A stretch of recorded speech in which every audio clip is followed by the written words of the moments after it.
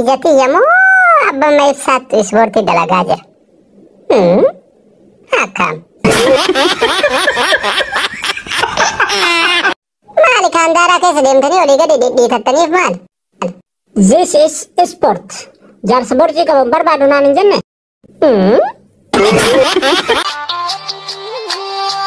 Atamma waan rabbi jedhe guutuma heeyyamtaa.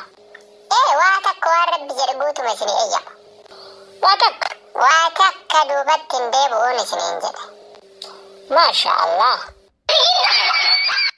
Akkana taanaan jaartii jabduu qaba jechuudha.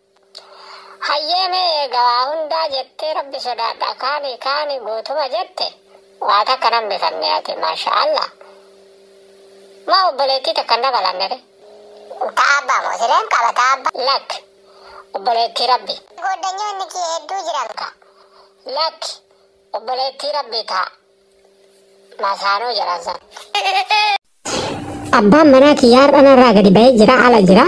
Ani immoo umrii kiyya isinitti hima. Inni takka umrii kiyya hin beeku 13 12 jedhaan ani ka isinitti himu umriin kiyya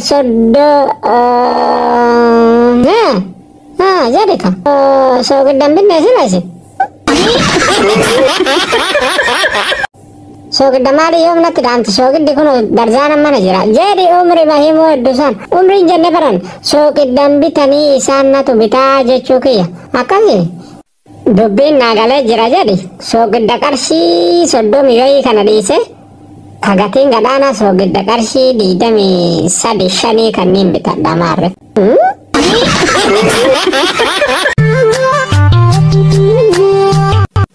Maal taatanii boottan dhiira waan jabaatee boochisa jedhani. Lakki hooma yaadadheeti. Maa yaadatta? Jaartii duraa takka yaadadheeti. Maalii duraa? Jaartii duraa.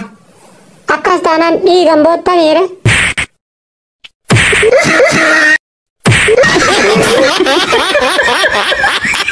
Isin harkuma namatti fiidanii hafuura naman baafachiiftanii. Hafuurri kee haacituun jedhuwan.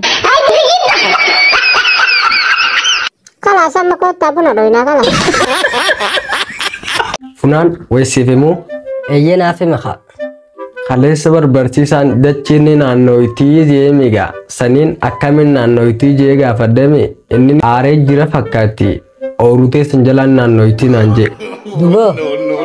Sanii guyyaa lammaffaanis waan akkas godhe kalee maal barannee jeemi dachiin oorutee jalaan naannooyitii baranneen jeen.